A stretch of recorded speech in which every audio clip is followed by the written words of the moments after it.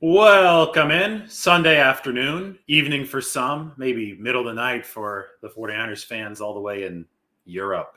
I'm going to Europe in April. Can't wait for that. But welcome to another Q&A. It's the dead period of the offseason and people are going crazy. When you don't give enough red meat of substance to football fans, as this is the case right now, because at this time last week, we were watching the Super Bowl. We were arguing over the Rams and the Bengals and Aaron Donald and how it all applies to the 49ers. Well, now football fans have been deprived for a full 7 days, and it's probably going to go on a bit longer until at least the NFL Combine. Well, when there's not that red meat there, then people are going to manufacture the red meat themselves. So the rumor mill starts spinning, right? The rumor mill starts conjuring stuff out of nowhere. And that's why we have all the Tom Brady talk right now. That's why we have all the arguments about Trey Lance. And this is something I made a video about the other day. Calm down with the Trey Lance takes. Not everything has to be second coming of Joe Montana or he completely sucks right now, right? You don't have to rush off into any of these two tribalistic camps. You can just sit back and enjoy the process and recognize that this plan is going exactly as the 49ers intended it to so far. Does that mean that it will succeed in grand fashion over the long run? No, but that's why we love sports, for the drama of how everything ultimately might develop. And that's going to be answered here in the 2022 season. So everybody, subscribe right now. Put the questions into the chat sections right now. It's Sunday afternoon, and we have a great chance to talk some 49ers football with a new camera setup. I mean, this is the new cinematic mode on the new iPhone, which I absolutely love messing with. So got portrait mode on. I'm in Walnut Creek as we speak at my friend's house. He's away. His Frenchie named Leon is sleeping right next to me. Leon might become part of the shot here in a second. So if he wakes up, if he starts causing a ruckus, maybe I hold him up to the camera. And if you have any dog lovers on the YouTube live stream, they're going to be very happy. But let's get the questions going right now. And we'll start with this one right here. Get Trey his time and he'll be fine. Almost sounds like a poem there. It's poetry from Bang Bang Niner Gang. I agree. I think Trey Lance obviously needs development time. Again, 318 career college pass attempts, and those were at the FCS level. And the vast majority of those, 300 of them, came before the 2020 season, because the 2020 season was wiped away all but one game for North Dakota State, which was played in 2021 before the draft in the spring. So Trey Lance is exceptionally raw. We saw that in his time starting for the 49ers in 2021. He didn't look like he was ready to deliver from the pocket in week 5 against Arizona. And then he looked way more ready in week 17, 3 months later, against the Houston Texans. So just the progress that Trey Lance made between point A and point B in 2021 showed how much time and work on the practice squad had aided his growth. Now imagine what another offseason will do for Trey Lance. This one fully in the 49ers system, because they didn't draft him until late April of this past season. So he showed up at rookie minicamp and started getting the 49ers playbook right after that. That was in early May. And then he had a few months before the start of training camp. And then he obviously sat in the room with Jimmy Garoppolo, Rich Gangarello, Nate Sudfeld, and learned more there. But it was still essentially only half a year of work. Now we're in February, and obviously the 49ers had let me decline that call really fast. Now we're in February, and the 49ers obviously had a long time throughout January in the postseason to get stuff done. And Trey Lance had a chance to learn during that time. So these are all calendar days that Trey Lance didn't have in the 49ers system last season. But this season he has them. So the offseason is going to be twice as long in essence. And that's awesome news for the 49ers and for Trey Lance, because if you give him time, I think that he's going to shake off that rawness. And I think you're going to start to see what that prodigious skill set can truly do within the context of what Kyle Shanahan wants him to do. Yes, it does look fancy. I love it. I'm a big fan of this depth of field. You guys that follow me on Twitter know that I was geeking out over the new iPhone 13 and what I could do with this. So it's a good investment so far. I decided to walk into the Apple store in Nashville a couple weeks ago, buy myself the new phone, trade in my old one. They gave me like $400 back for it. So I thought it was a good deal. Now that I'm doing this, I really think it's worth it. All right, on to the next questions. I see that you guys have populated the chat. Subscribe to the channel. If you're watching on YouTube or on Twitter here for the first time, make sure you subscribe to YouTube. It's blown up, and we want to continue blowing up here over the offseason. Are the 49ers going to sign Raheem Mostert? That's a great question, because I think Raheem Mostert changes how this offense works if he is a part of it and he's healthy, because he has explosion and burst that is truly unique even at the NFL level. And, you know, for something to be unique at the NFL level, that's saying something, because all of these guys are the former fastest and best players on their respective college teams. So the fact that Raheem Mostert can make NFL defenders look slow, that tells you something. And when you have that type of talent out on the field, it does alter what coaches can fundamentally do and how they'll fundamentally call football games. So I think that we saw Kyle Shanahan able to do schematic things that he doesn't normally do when Raheem Mostert was healthy. Now, the problem is that only happened for 2 runs in the 2021 season. So the question then becomes, can Raheem Mostert, on the wrong side of 30 now, stay healthy enough to justify the 49ers paying him what the Miami Dolphins might be willing to pay him? And that's where I think it gets hairy, because if you look at the Dolphins, they have Mike McDaniel as their coach now. He's going to want to install and implement a system. What did the 49ers and Shanahan do when they wanted to install and implement a system back in 2017, when they were coming off a bad year, when they had to change course culturally? They went out and they overpaid some veterans who were familiar with their head coach. Pierre Garçon was one of them. To this day, you'll hear George Kittle, you'll hear Shanahan himself talking about how they don't regret paying Pierre Garçon that money because he helped turn the ship around, helped implement some of the philosophy that the 49ers needed implemented in the building. But it still wasn't overpay, but it came at a time when the 49ers had a lot of cap space. Well, the Dolphins have a lot of cap space right now, and I think Raheem Mostert's a player that they would be willing to spend it on. And their price point might be higher than what the 49ers are willing to pay.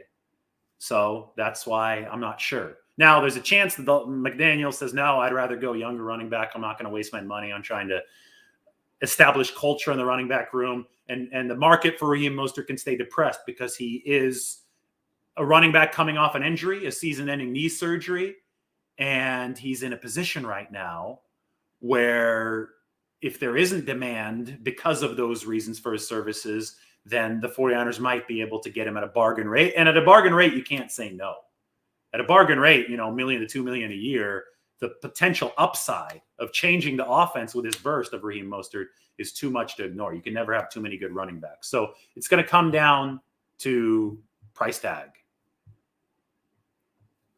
Mike Fuss, is Aaron Rodgers or Tom Brady realistic for the 49ers, or just garbage rumors? Well, the reason I don't sit here and talk about Tom Brady all day like other people on Twitter who want to talk about it because they don't have anything else to talk about. I think we could talk about so many other things. I think the 49ers are such a compelling team, but it's easy conversation, right? Because anytime you mention one of the 2 great quarterbacks in the game right now, then you're going to draw interest. The quarterback position always draws interest, but I don't think that there is substance as of right now behind the Tom Brady conversations, because he literally is retired. If Tom Brady in 3 or 4 months decides that he doesn't want to be retired anymore, fine, let's sit down and entertain what it would take for the 49ers to potentially get him. But I'll tell you what, it's not as simple as the 49ers signing Tom Brady. He's still under contract with Tampa Bay if he does decide to unretire. The Buccaneers still own Tom Brady's rights for the 2022 season, and they're not going to give him away for peanuts. So A, you would have to trade with Tampa Bay, and then B, you would have to satisfy Tom Brady's monetary demands if you're the 49ers. And unless he decides to play for the veteran league minimum, which I don't know why a 45-year-old would do that. I think that you're putting your body out there on the line, risking a lot playing the game of football. Unless he decides to play for that league minimum, you're looking at something north of $20 million for Tom Brady. And one of the primary reasons the 49ers drafted Trey Lance, spent all that draft capital, is so they could be more financially responsible, so they could save on the financial capital end and have a quarterback on a rookie deal. So the likely move for the 49ers, almost certainly, right now at this point for the 2021 season, is to trade Jimmy Garoppolo, so you save money there, and use Trey Lance, who you've developed now for a year and you hope to develop more moving forward, as your quarterback, so that you're financially sustainable with the rest of the roster. So that $20+ million of cap space in a cap crunch year can be used on elsewhere to fortify the roster around Trey Lance. So if you're starting to talk Tom Brady to the 49ers, all of a sudden you throw away that potential benefit because you don't have the money that it would take to fortify the rest of the roster. So it would be a major deviation from the long-term plan for the 49ers. Now, do you rule it out totally? No, because if Tom Brady or Aaron Rodgers is interested, you'll always pay attention, right? You'll always take a look to see, okay, what might this take? Maybe Trey Lance could use a little bit more seasoning. Maybe you have a win now championship window in 2021 and you can extend it into 2022. But I'm relaying the costs. And the people who think that it's just like, oh, Tom Brady wants to come to the 49ers. Oh, Aaron Rodgers wants to come to the 49ers, which are two things, by the way, that we don't know for a fact. These are just speculation points. But even if those two things were true, it wouldn't be as simple as Brady or Rodgers picking their bags up, going on Google, booking a flight to San Francisco or San Jose, I guess, is closer to the team facility, and joining the 49ers, right? Rodgers is still under team control of the Packers. Brady is still under team control of the Buccaneers, which means it would require capital to acquire any of those two quarterbacks, which would also mean that it's contingent upon other entities allowing those quarterbacks to come to the 49ers, either the Bucs and Brady's rights, or in the case of the Packers and Rodgers' rights. And all I can say is that the 49ers' long-term plan centers around Trey Lance, and I think that Trey Lance is a lot more ready than a lot of people seem to give him credit for. Now, the problem with Lance and the discourse around him is that it's so tribalistic that you either have people saying that he's ready to be a Hall of Famer, or you have people saying that he's hot garbage right now. You have very few people, at least vocally, taking the middle road, which is what we take on this channel because we're reasonable, saying that this guy is very talented. The 49ers have developed him now for close to a full calendar year, and they're really excited for him to take the reins moving forward. Is he going to be flawless? No. But can he be the idealized version of what Shanahan wants as far as a quarterback who can deliver from the pocket and is moldable clay in that regard, but can also extend plays with his legs and has that, I don't want to say supernatural, but has that seismic arm talent that can expand the limits of Shanahan's offense? Yes, he has a chance to do that. And I think that the 49ers really want to get moving on that, and I think they want to save the money that Jimmy Garoppolo, Aaron Rodgers, or Tom Brady would certainly eat up so that they can keep the rest of the roster strong and make themselves financially sustainable in this salary cap era. More questions. All I am going to say is the Trey train is coming 2022 from Ray Arvizu. I mean, so, to me, it feels like it. I mean, if you followed the money in 2021, then you know the 49ers were keeping Jimmy Garoppolo. If you follow the money in 2022, you could surmise the 49ers will start Trey Lance. Are there deviations possible? Yes. There were deviations possible last year. But I use deduction skills to, try to figure out what the 49ers are doing. And deduction skills involve, A, looking at finances, because finances are a make or break thing, not only in football, but in the league. B, listening to what Kyle Shanahan and John Lynch say, reading in between the tea leaves of their comments. Are they doing something to pump up trade value? Are they doing something to, pump up an ego of one of their players? Are they managing a roster? Of course, that's their job. But if you intelligently listen to what Shanahan and Lynch are saying, you can figure it out. And then 3, you can just watch Trey Lance's development. Now, this is why you should subscribe to the channel, because I'm working on a big film breakdown on Trey Lance. Week 5, Arizona, to week 17 against the Houston Texans. Where did Trey get better? Where did he get worse? If you just watch the game tape, match that with what Shanahan and Lynch have said about the guy, and then look at the 49ers finances and how they're setting up the roster to run some more inside zone, to pair with Lance. You look at all those clues and you could deduct that this is what the 49ers are marching toward in 2022 at the QB position. Now, deductions, again, are not firmly charted, directly rooted paths that you can't stray from if something else appears. But deductions are also the highest probability path, and that's what we can talk about to actually make smart predictions about what the 49ers might do. Do you think that Justin School is a viable backup? Oh, boy. I think you need 7 quality offensive linemen to make it to and win a Super Bowl. The 2019 49ers, I think, were close to that 7. They did have some pass protection issues, but let me think about it. Ben Garland helped fill in nicely for Weston Richburg at center. Daniel Brunskill was a swing tackle and played at right guard. They were sketchy at right guard and pass protection with Mike Person, and I guess, Garland wasn't Weston Richburg or a healthy Richburg at center, but still that team had the 7 quality O-linemen. The 2021 team didn't have that, and I think, that's one of the main reasons they met their demise against the Rams and Aaron Donald in the title game. Tom Compton, great run blocker, poor pass blocker, so we'll call him half of a quality offensive lineman right on top of the 49ers starting 5. But because Aaron Banks didn't show up for the 49ers this year, because Jalen Moore, you couldn't really expect him to show up. He was a 5th-round pick. They weren't, all too pleased with him, especially when they thrust him into that right tackle or even left tackle role. Because the 49ers couldn't get much beyond Tom Compton outside of their starting 5, and God, I wouldn't even consider Colton Nikivitz in there. He gave up, 4 or 5 pressures against the Rams in Week 18. Yeah, he filled in, but I thought the 49ers, just gutted out a win there. It wasn't, oh my God, the offensive line was awesome. Because the 49ers just didn't get all that much from the depth pieces on the offensive line this year, it really hurt them. And now you mentioned Justin School, who obviously missed the season with a torn ACL. And you think, well, can he be one of the 7 that the 49ers need? And not based on what I saw in 2019 and 2020. He'd have to really surge coming off ACL in 2022.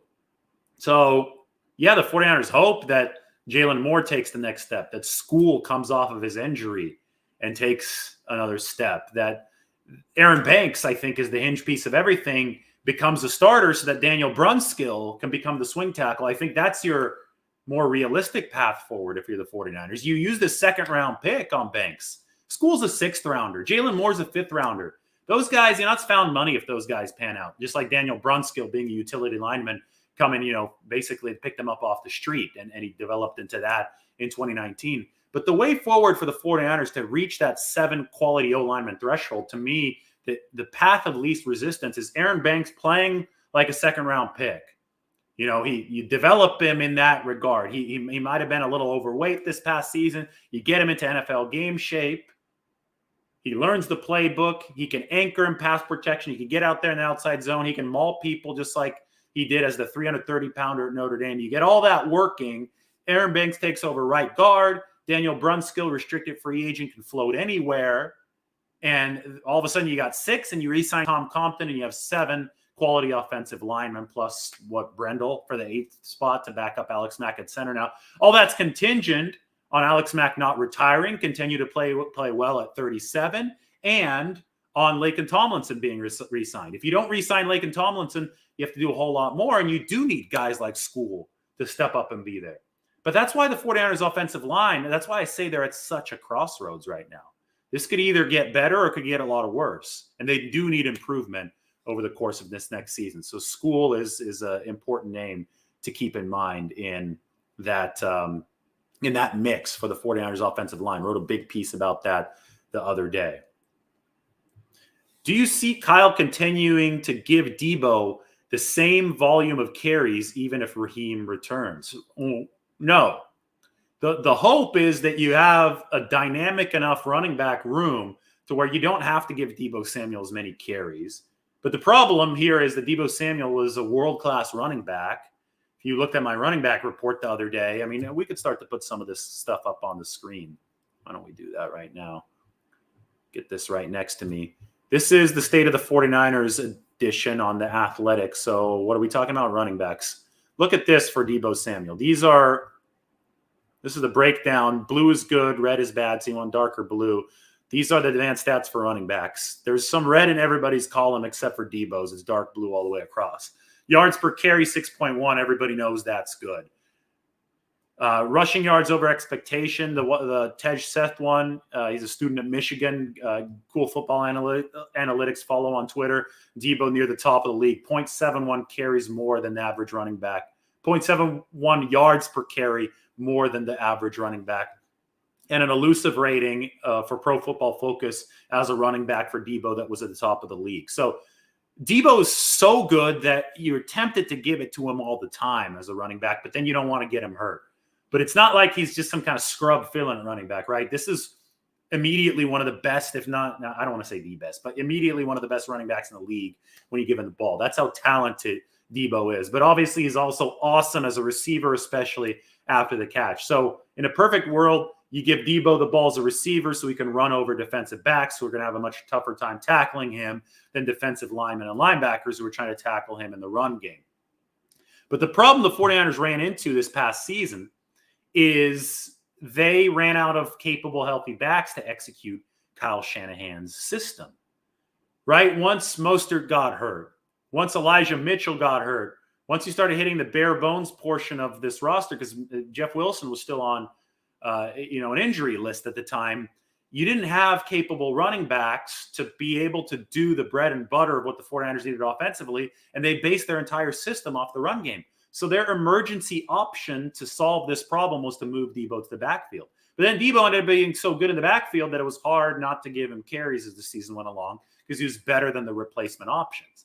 But you have to start to think about long-term sustainability. Do you want Deebo carrying the ball 10 to 15 times a game? And I know that the answer to that question is no. So if Raheem Mostert comes back, you hope that he's a better option or at least an equal option to Deebo Samuel and that he stays healthy so that way you don't have to wear and run Deebo into the ground as a running back. Hope that answers your questions. All right, just grabbing some at random here. I know there's a lot of them. No on this front. It'll be interesting to see what the 49ers do at the special teams coach position.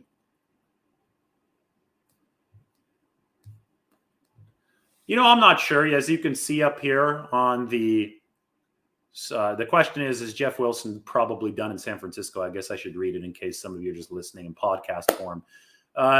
Jeff Wilson is going to be available on the cheap this offseason because you see the metrics on the table there. They're red.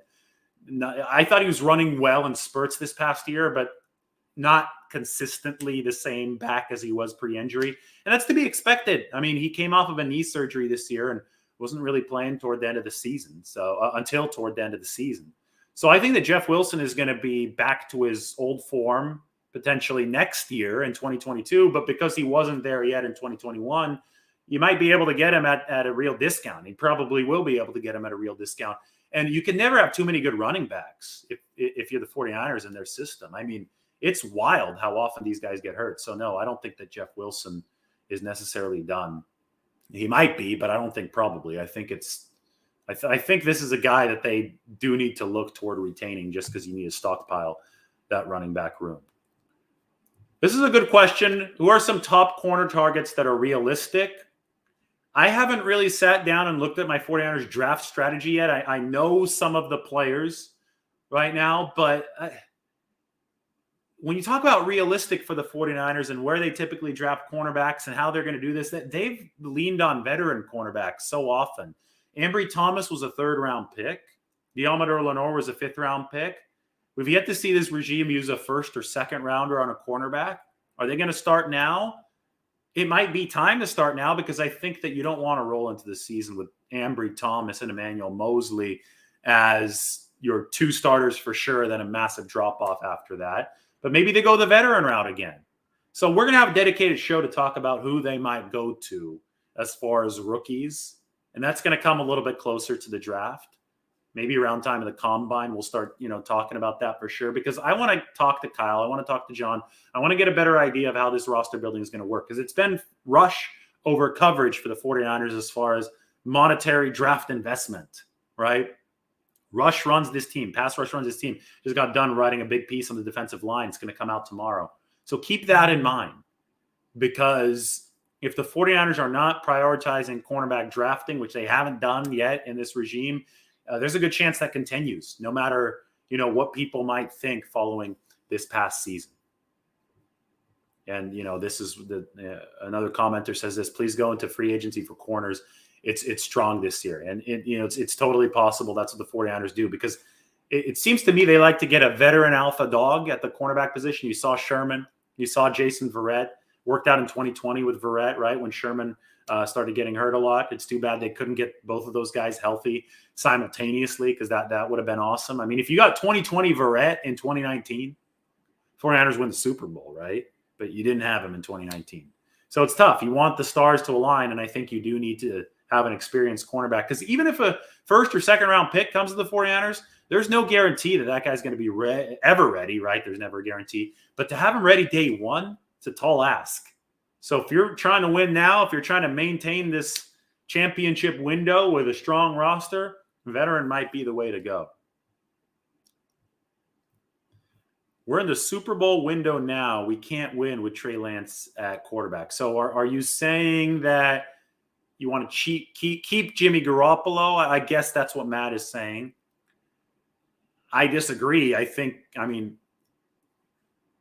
49ers did win a game with Trey Lance. I know the sample size was really small this past year, but I think you could win with Trey Lance. I think you just have to develop Trey Lance.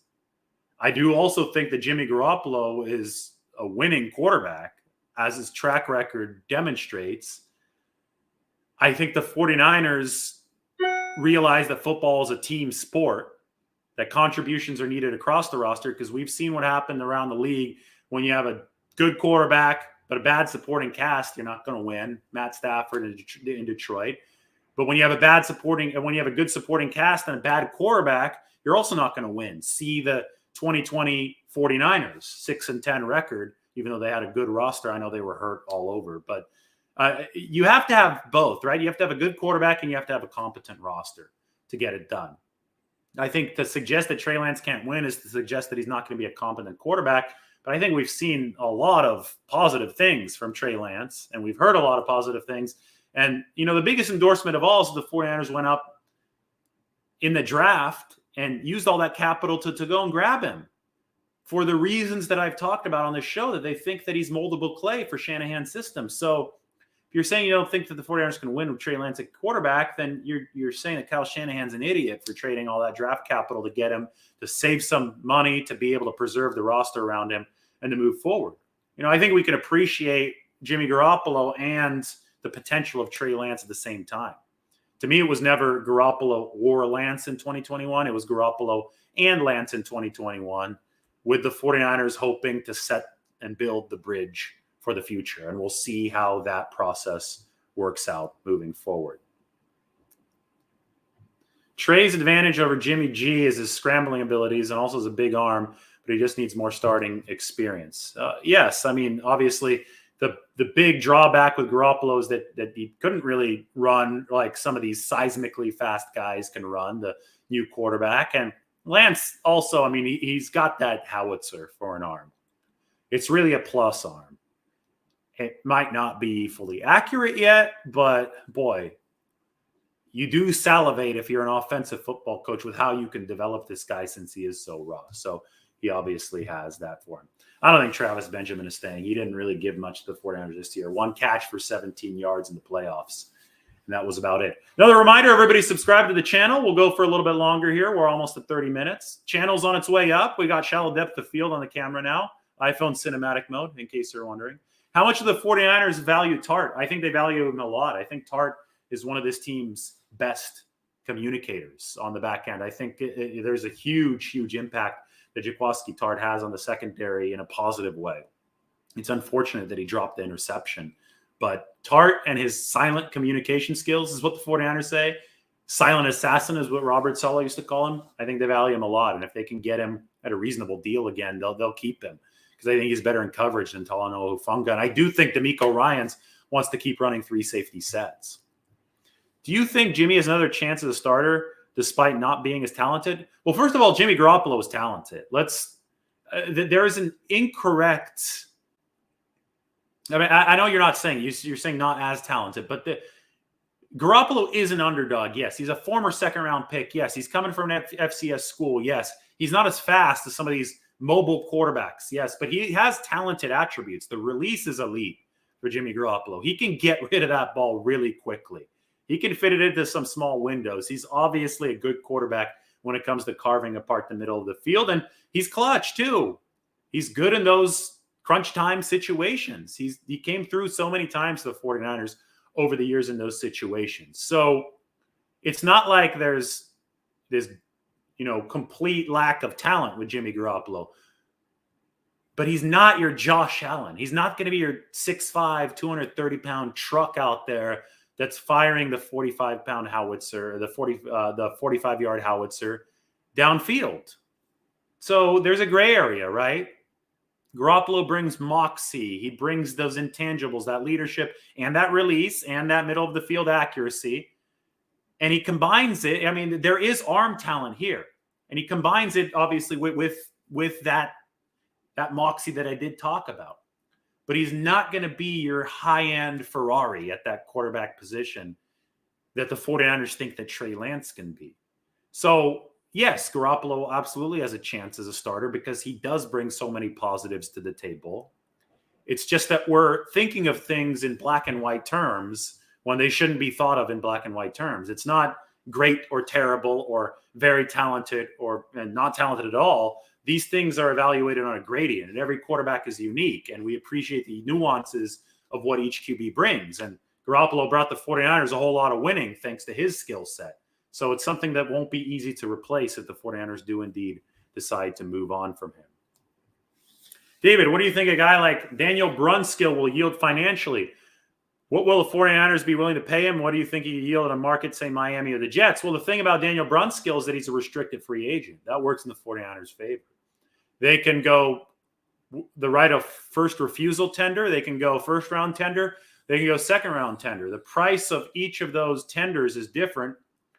But the 49ers, if they say they give the first-round tender to Brunskill, it's probably going to be like $3 or $4 million for the 2022 season. If Brunskill walks, if he gets more money from a team like Miami, if they're willing to pay him more money, 49ers will get a second-round draft pick as compensation. So you slap one of those tenders on him, whichever one you think is the right one for Daniel Brunskill.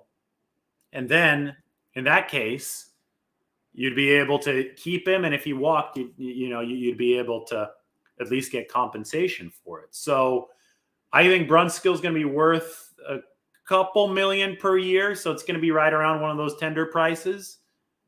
Maybe 3, maybe 4. I think that'd be second round tender level. You put the tender on him and you see what happens. I mean, he's a versatile offensive lineman. I don't think he's a plus guard, but I think he could actually be a plus swing tackle. And those are important because you need those 7 O-linemen to do the job and make it all the way to the Super Bowl. Andrew Hawks thinks that Jimmy Garoppolo is a top 10 quarterback.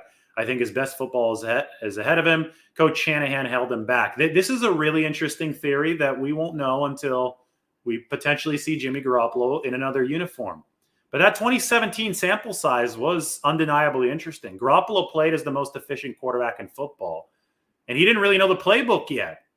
He knew the bare bones, and he improvised a lot, and he was firing the ball over the field. He was scrambling. He was elusive. I know the ACL tear happened since then, but to me, what really happened since then is that Garoppolo started really working within the structure of Shanahan's offense. Now, maybe this helped the 49ers because they built a sustainable run-based offense, but I also think that there might have been a little square peg into a round hole action with all of this, given the fact that Jimmy Garoppolo started looking like a different quarterback than the one that played in 2017. There were features about his game that were definitely amended over time. Now, the 49ers turned into a ball control offense, and Garoppolo did a good job helming it, undeniably, when he was healthy in 2019 and 2021. They did reach at least the NFC Championship in both of those seasons. But the point that Andrew makes here, it's a theory that cannot be tested until we see Garoppolo potentially play for someone else. But it's an interesting one, to say the least. All right, one more question, then I have to roll. Everybody subscribe to the channel. Luke Luna, this is a follow-up. I was debating with someone who was saying Brunskill's worth 5.5. I don't think Brunskill would get that from us, but maybe a team would pay that for him. Possibly. It's really interesting because he played so well as a tackle in 2019. He hasn't played that well as a guard, but the run blocking is good. It would depend on the system. And he has center versatility too. All these things are worth something, right? So it's hard for me to appraise Daniel Brunskill because I'm not sitting in an individual offensive line room where the schemes are different from coach to coach. And,